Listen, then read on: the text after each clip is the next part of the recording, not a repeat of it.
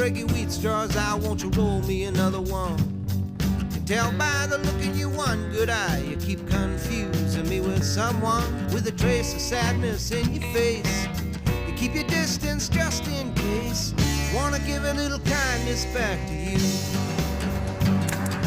Giving up easy like a wild man on the run. Giving up easy like my numbered days were through. You give me nothing left to do. The story is that Vernon Mullins, my grandfather, was the sort of kingpin of this chop shop operation. The chop shop, before it became known as the chop shop, was literally just a way of life for Vernon and his family. It was small stuff, pickups, stuff like that right there. And it just kept leading to bigger stuff, you know, tractors and trailers, heavy equipment. They would go out of state or close to home. People would sell them trucks or they would go steal them and bring them back home. They'd chop them up and they'd sell them for parts.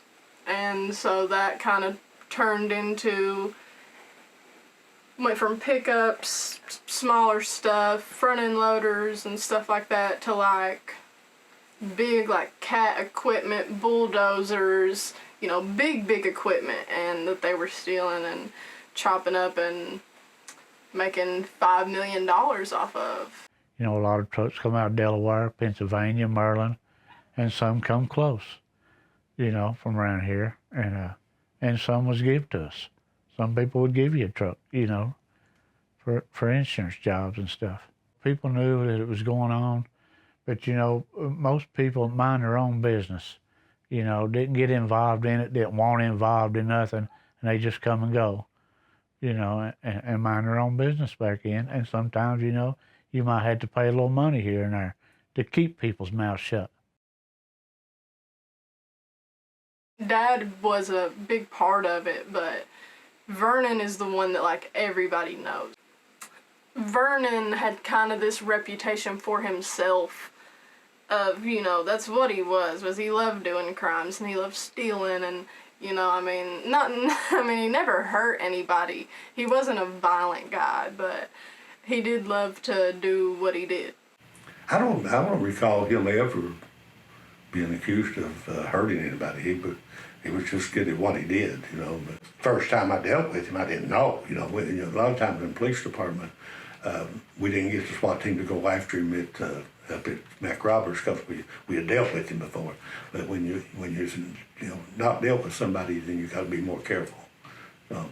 But as far as I know, I never did hear of him doing anything to harm anybody. Some people choose college and a profession, and they're taught different aspects in life, and I just think early on Vernon was mesmerized with outsmarting the law, and I think he chose that life out of free will and almost to a certain degree fun.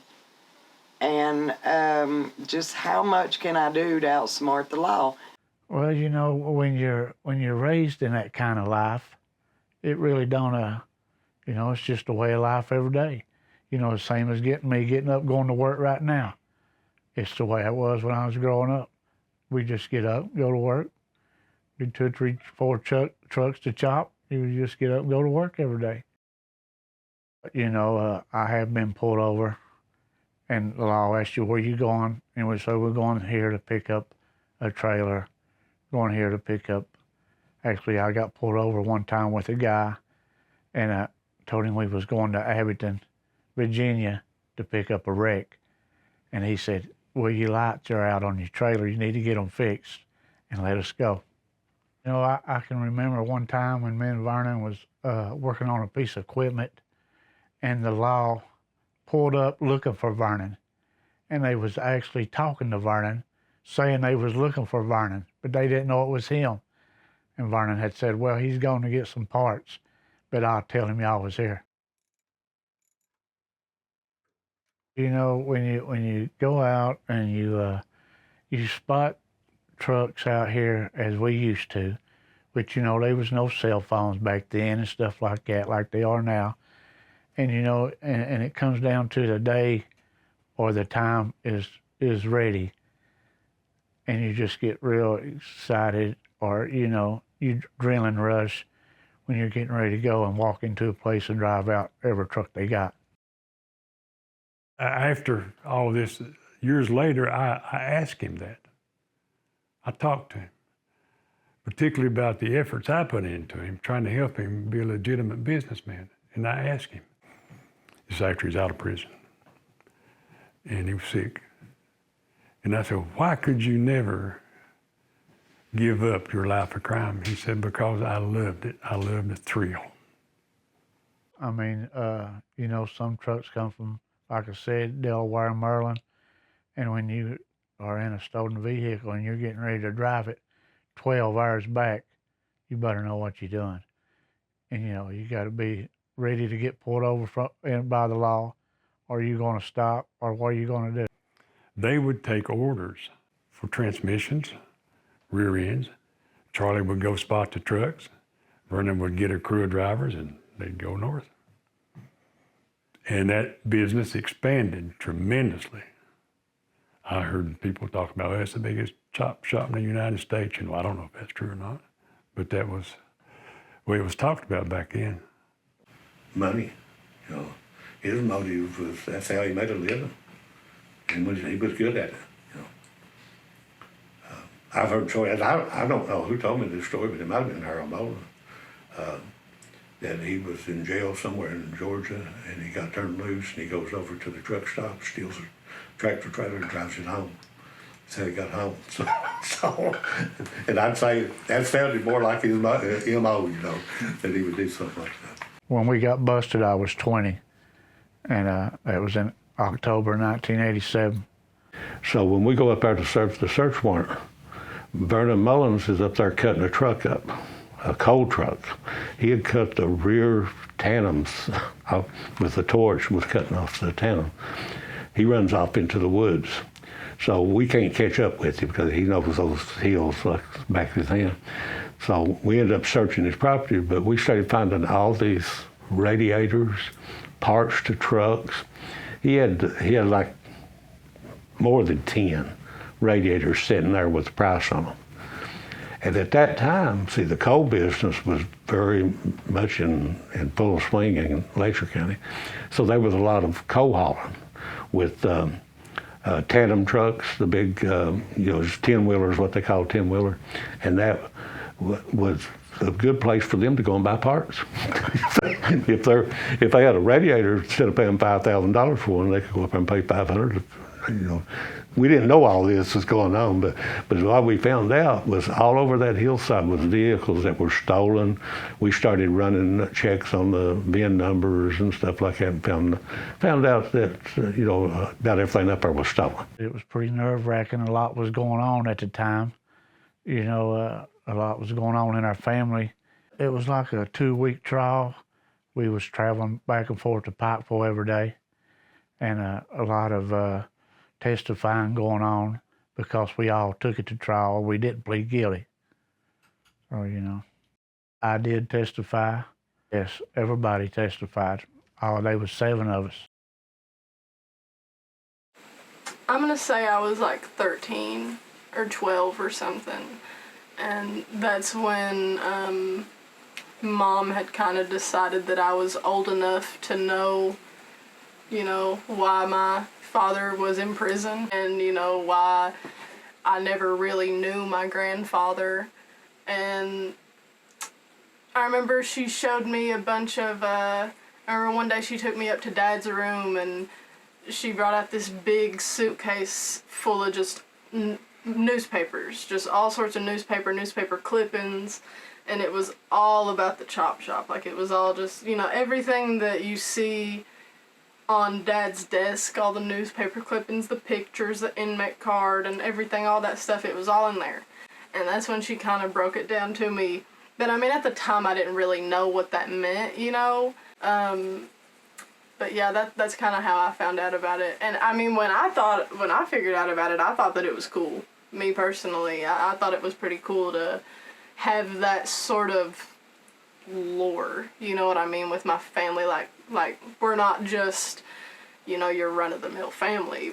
We've got some depth to us, you know what I mean? We've got a story as well.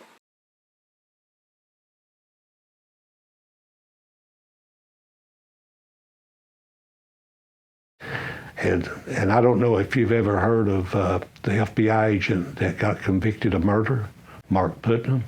He was an FBI agent, was assigned to us to work that case.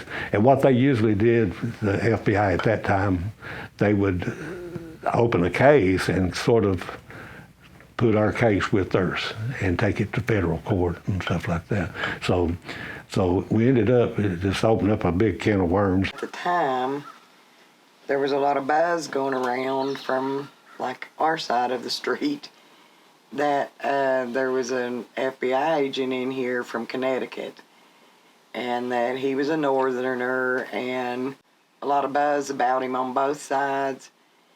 And I guess the view was that he was in here to show a bunch of these country people how they done things up there, and that we didn't meet that criteria down here. The FBI agent Mark Putnam that came in here, he came in here to investigate trucks being stolen vehicles. And that's what led him to find out that it was the chop shop and that it was my dad and my grandfather. I worked several cases and he'd been to my house. When he was working a case or something, he would stop by. He's friendly enough. He was an all-American young man. You know, he was younger than me. He played soccer. He went to school up in the East. Looked like a movie star. Personally, I met him one time and had a conversation with him. But, and there again, I can't gauge as to the truthfulness of what I heard. But it proved itself out. He was corrupt, you know, and we know from family business how corrupt he was. No. We didn't realize anything until I got a phone call one night from a captain on the state police at Pikeville, and he wanted to know what I knew where this informant that we'd used before that informed on people, wanted to know if I could locate him. And I said, I think I can. And he said, we need to talk to him. He said, we think that this FBI agent's killed this girl over here. And that's the first time that I heard of it, and then it went from there. There was complaints about Mark being rude and crude and threatening members of the family. His tactics were horrible. I had complaints from the public about it, being mean to people, threatening people. Well, I think Mark Putnam just come in here and took the people around here for granted. That, you know, I think he just took them for granted and didn't really know how people worked around here, and thought he was smarter than people around here. And that's why he left here with more time than any of us did.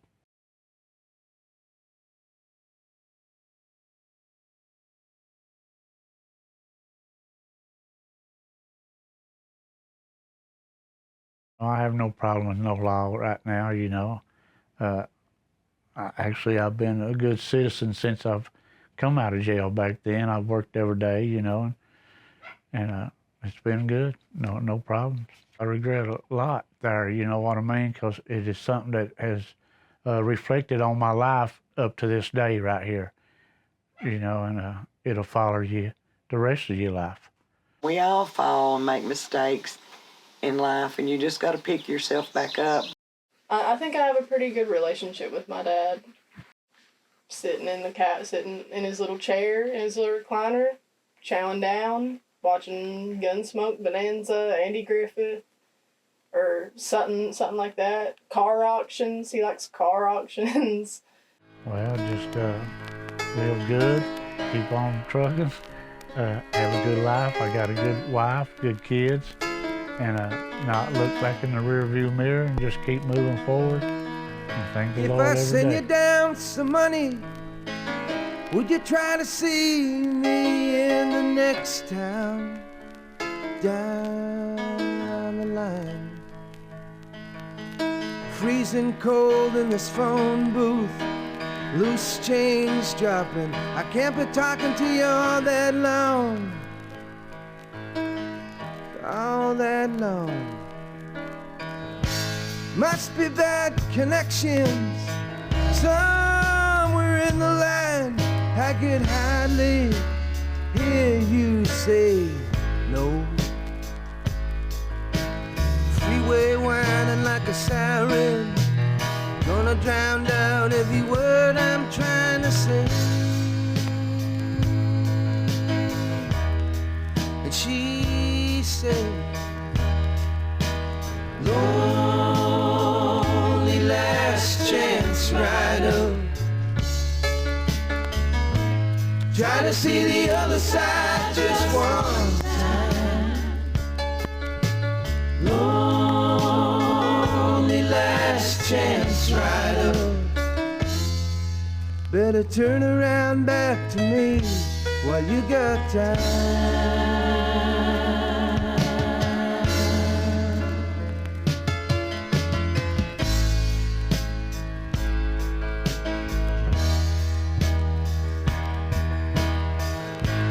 I can't tell the difference in the light and darkness day to day.